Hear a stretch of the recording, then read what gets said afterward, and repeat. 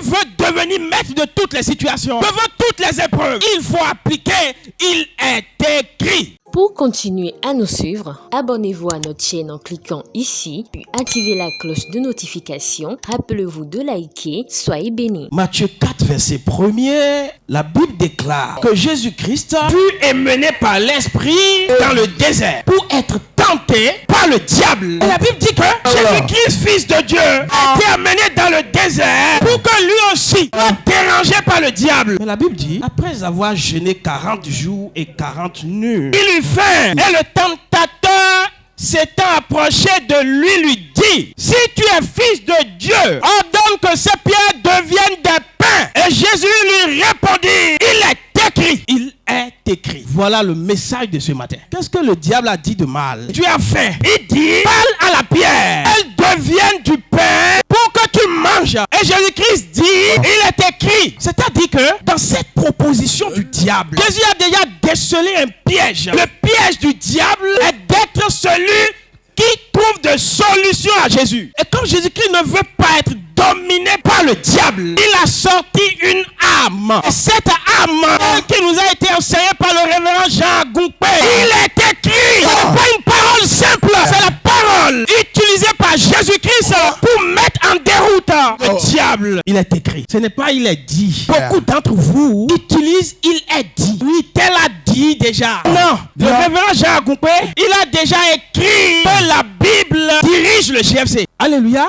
Amen. La Bible nous dit dans Ephésiens 6 au verset 14 que nous devons avoir l'épée de l'esprit qui est la parole de Dieu. Et donc Jésus-Christ avait cette épée. Le diable ne savait pas. Et quand il a approché, il lui a dit, transforme cette pierre en pain. Jésus lui dit, il est écrit, l'homme ne vivra pas de pain seulement, mais de toute parole qui sort de la bouche de Dieu. Ta vie dépend de toute parole qui sort de la bouche de Dieu. La guérison que tu attends, la solution que tu attends de Dieu viendra de sa parole que tu reçois, tu mets en application, qui transforme ta vie. Et ta vie sera une vie de témoignage. Il est écrit, Jésus-Christ, fils de Dieu, il mobilise la parole de Dieu pour des victoires. Le diable, il n'a pas reculé. Il le transporta dans la ville sainte et plaça Jésus du haut du temple. Et il lui dit, si tu es fils de Dieu, mets-toi en bas. Car il est écrit. Pour le premier, il dit à Jésus, il lui dit, transforme la pierre en pain. Jésus lui a dit, il est écrit. Maintenant, il dit à Jésus, saute du rôle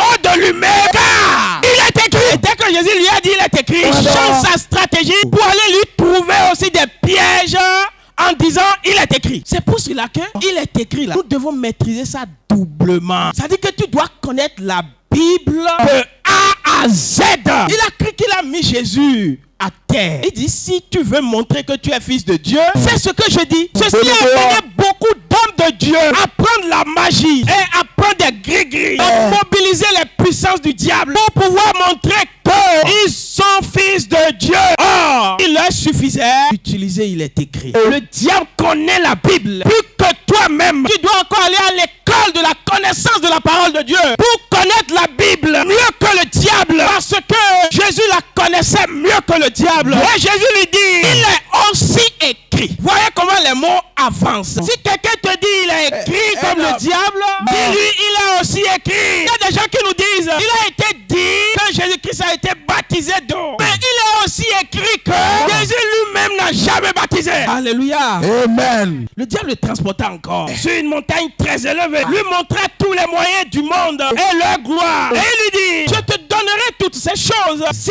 tu te prosternes et m'adores. Il montre maintenant des richesses. Il dit à Jésus de vendre son âme. Il y a des jeunes filles qui vendent leur âme pour du tchanga. Et on a montré le monde à Jésus. Ce sera à toi, si tu m'obéis. Jésus-Christ dit au diable, maintenant je ne veux plus discuter avec toi. Arrière, Satan. Parce que c'est Dieu que je vais adorer. C'est sa voix que je vais entendre. Parce que c'est ce qui est écrit. La Bible dit que quand Jésus-Christ a dit ça, les gens sont venus au pied de Jésus-Christ pour le servir. Il est devenu le maître de toutes les situations. Si tu veux devenir maître de toutes les situations, devant toutes les épreuves, il faut appliquer, il est écrit. Bien-aimé, je souhaite que tu prospères à tous égards. Sois en bonne santé, comme prospère l'état de ton âme. Oui, l'état de notre âme détermine la qualité de notre vie. Tout ce que vous voulez dans votre corps, pour le bien de votre corps, ils ne sont pas contre la volonté de Dieu. C'est d'abord le bien-être de votre âme qui vous donnera ces choses. Si votre âme est en bon état, votre corps se porte bien. Parce que l'âme et le corps sont liés. Et donc, il est important de nourrir l'âme, de la garder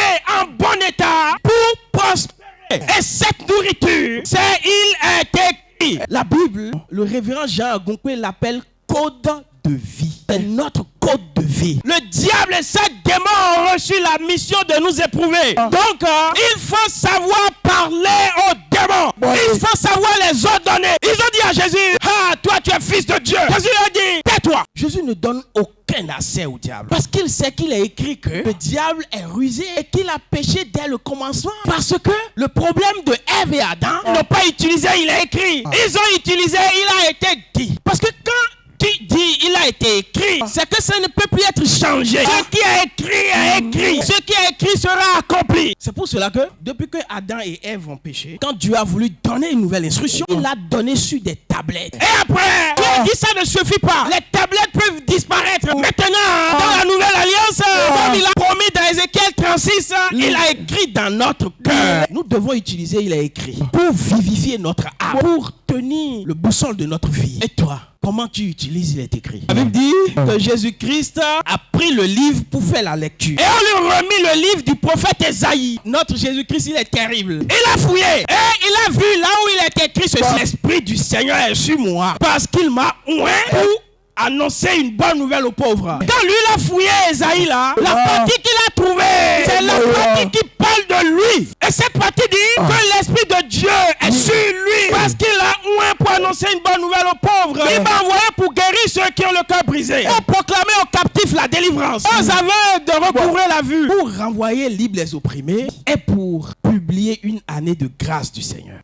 Il va voir là où la Bible parle de lui. Toi, que dit la Bible de toi? Quand Jésus-Christ a dit ça, il n'a pas fait de commentaire. Il est allé s'asseoir. Et tout le monde a commencé par le regarder. Alors, il commença à leur dire, aujourd'hui, cette parole de l'Écriture que vous venez d'entendre, c'est accompli. Et je dis, que dit la Bible de toi? Tu ne sais pas. Jésus-Christ sait ce que la Bible dit de lui. Donc, le diable ne peut plus lui mentir sur sa vie. Si tu ne sais pas ce que la Bible dit sur ta vie, le diable va te mentir sur ta propre vie. Voici ce qui est dit sur ta vie. Luc 10, verset 19. La Bible déclare, voici, je vous ai donné le pouvoir de marcher sur le serpent, sur les scorpions et sur toute la puissance de l'ennemi. Et rien ne peut vous nuire. Voilà ce que la Bible dit de toi. La Bible dit de toi que tu ne mourras pas. Lis Somme 118, verset 17. Que tu raconteras les œuvres de l'Éternel. Le révérend Agonkwe vient de nous dire que le royaume des cieux, c'est à partir d'ici. Et toi, tu vas voir le médecin. Lui dit, ce que tu as là maintenant, c'est une maladie est vraiment difficile. Le médecin t'a tué, mais la Bible dit que tu vis, que tu ne mourras pas. Tu raconteras les œuvres de l'Éternel. Dans Ésaïe 60, verset 1er, la Bible déclare. Quand on dit la Bible déclare, c'est Dieu qui déclare. Il t'ordonne de te lever et de briller. Mais le diable te dit, toi qui? Tu n'es personne. Tu ne pourras jamais briller. Ton foyer là, ce mari que tu as là, tu as déjà mal choisi depuis le début. Vous ne pouvez jamais vous entendre. Il ne peut jamais changer. Ah, la Bible te dit que même s'il est le dernier des incrédules, ton comportement va le changer. Mais le diable te ment et te montre quelqu'un d'autre. Celui-là, qui est aussi peut-être déjà marié, tu te dis, celui-là, il cadre bien les femmes. Alléluia. Amen. Quand le diable te ment, il te montre que ta vie est un désastre. Lui, il a des solutions. Tu dois savoir les promesses de Dieu pour toi. Savoir que Dieu t'a dit d'attendre ces promesses-là. Que cela